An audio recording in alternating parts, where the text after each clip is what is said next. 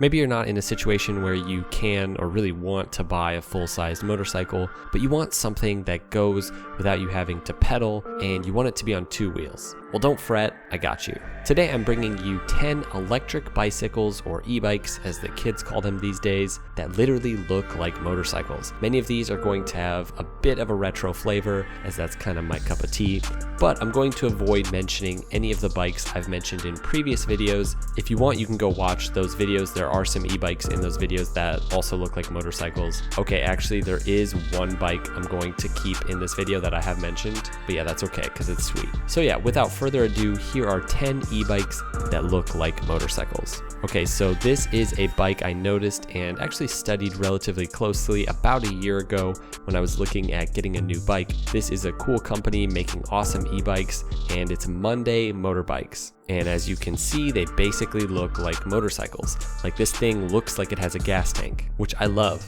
I love these small, sort of peppy little e-bikes that you buy and you sort of feel like you have a motorcycle even though you don't. Anyways, I'm not really sure why I put this at number 10. Like, it's pretty awesome. It should probably be higher. But the specs for this bike are a bit all over the place for the different models. You can spend up to $4,600 or as little as $2,400 for bikes like the Presidio, which is also a really cool looking bike. Speed is relatively unimportant for most of these bikes, as they all kind of have to stay around the 20-mile range, but some of the models can go up to like 45 miles an hour in sport mode, which I believe you will actually have to have a real motorcycle license to do that. But yeah, range is key for a lot of these, and for most of the models besides the most expensive Gen 7, you're going to get between 30 and 50 mile range, and then for the Gen 7 you get up to 100 miles, which is really incredible for this price. As we're going to see, 100 mile range is really good for $4,600. Now again, it's probably significantly less than that in the real world, but still, even if it was like 70 miles, that's really good. I'll link below to this website for these e-bikes if you guys want to check them out, or really any of the bikes that we're going to look at. Everything will be linked in the description below. All right, next we have the Moto Parilla e-bike, and specifically we're looking at their carbon model. Now this is an Italian company making e-bikes that are thoroughly Italian. Like, look at this thing. If you look at it and you immediately go, what in the world? Then these Italians are doing their job well as an Italian two-wheeled manufacturer. Now with the carbon range, you do have some options, and I should inform you that this is a pre-order bike. This isn't like some mass-produced production bike that's already available. I'm not even sure if anyone has gotten one yet, but in terms of specs, for the factory version, you're looking at between 15 and 20 miles per hour top speed. Again, not super important. Speed isn't really the point with these, and I'm not really seeing anything on their site about the range, which is kind of odd. I would want to have all those specs before I buy one for sure.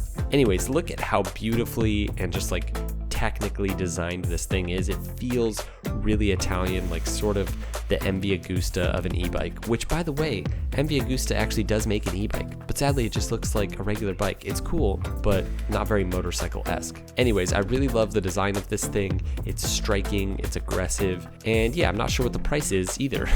Looks like you have to show some interest to them and then you'll find out. I'm sure it's crazy. I'm sure it's at least like $8,000. Regardless, it's pretty cool looking. All right, now for this one, we have the company Rayvolt, and they have quite a few retro motorcycle looking e-bikes, but my favorite is the Cruiser. That's C-R-U-Z-E-R.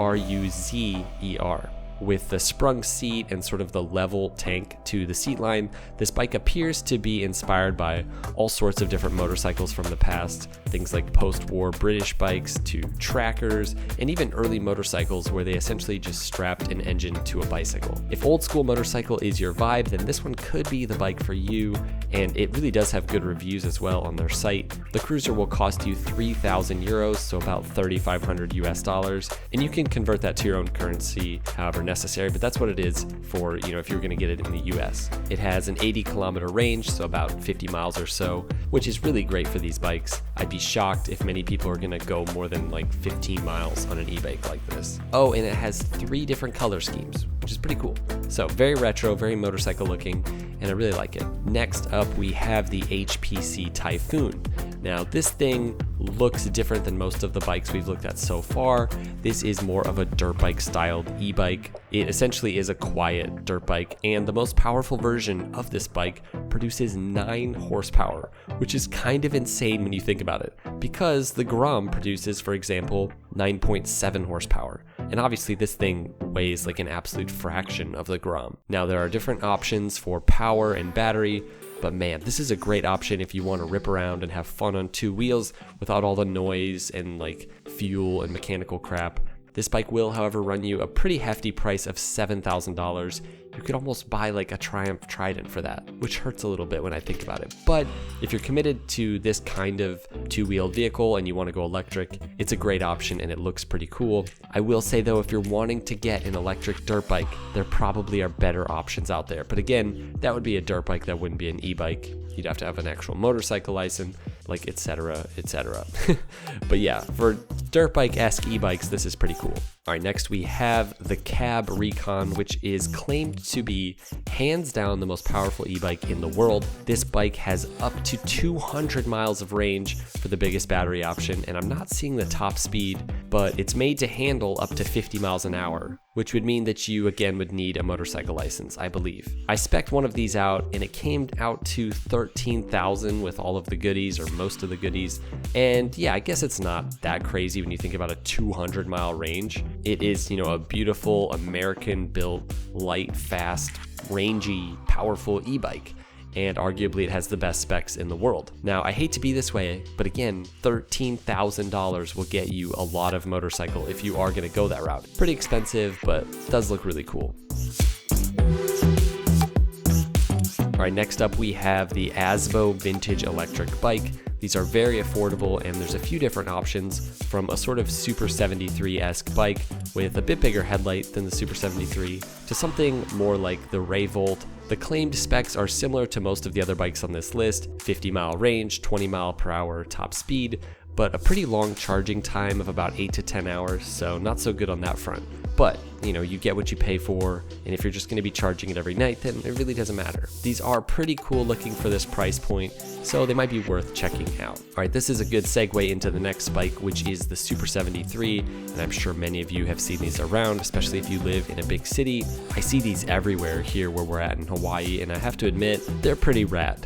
In terms of styling, I think they're one of the coolest e-bikes that you can get.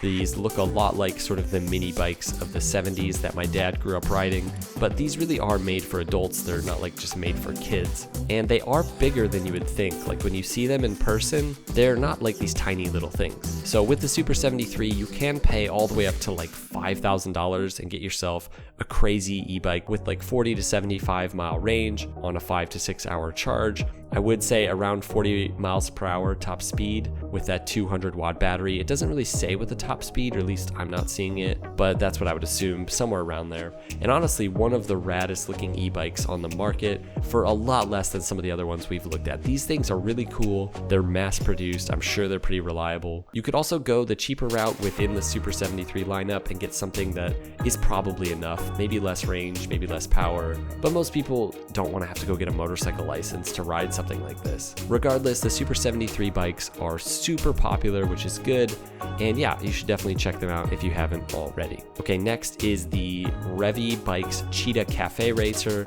This bike will run you $2,900 for the large watt battery, which will get you a top speed of 25 miles per hour and a 35 to 40 mile range. This is a beautiful e-bike with really good reviews on the site. Definitely worth checking out if you want something more affordable, and yeah, they're pretty sweet.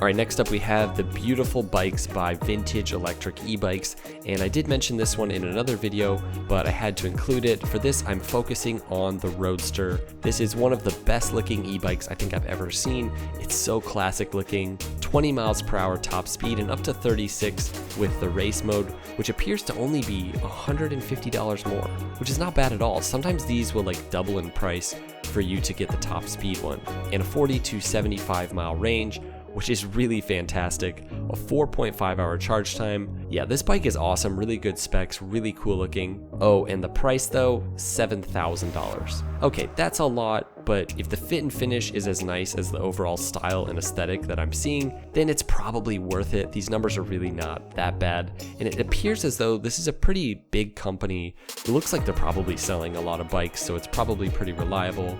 Yeah, this is worth checking out if you're willing to spend that much. Alright, the last one on the list, maybe not the best, but it is pretty cool, is the Greaser Cafe style electric bike. I'm not sure how this one relates to Mycoblast, but I guess that's the company Mycoblast. Yeah, they make some cool e-bikes. They have a line called the Outsider that looks really cool, similar to the Super 73 style, that sort of retro mini bike look, which really does lend itself well to electric bikes. And then you have the Greaser as well, all of which are going to run you about $3,000. So this has a bit less speed, topping out at 15 miles per hour and a bit less range as well, right around 25 to 35 miles. Again, not as important with these e-bikes when you're probably just going to be going around town and having fun. But yeah, this is a really cool looking e-bike. I love the style of it. It's sort of bobber-esque, very old school. And yeah, it could definitely be mistaken for a motorcycle. Definitely a head turner. All right, guys, that's it for this list. Hope you guys enjoyed watching this. And if you're in the market for something like this, hopefully this video was helpful and maybe gave you some direction. Be sure to check out any of these bikes in the links below and let us know which one is your favorite in the comments below. Until next time, ride safe.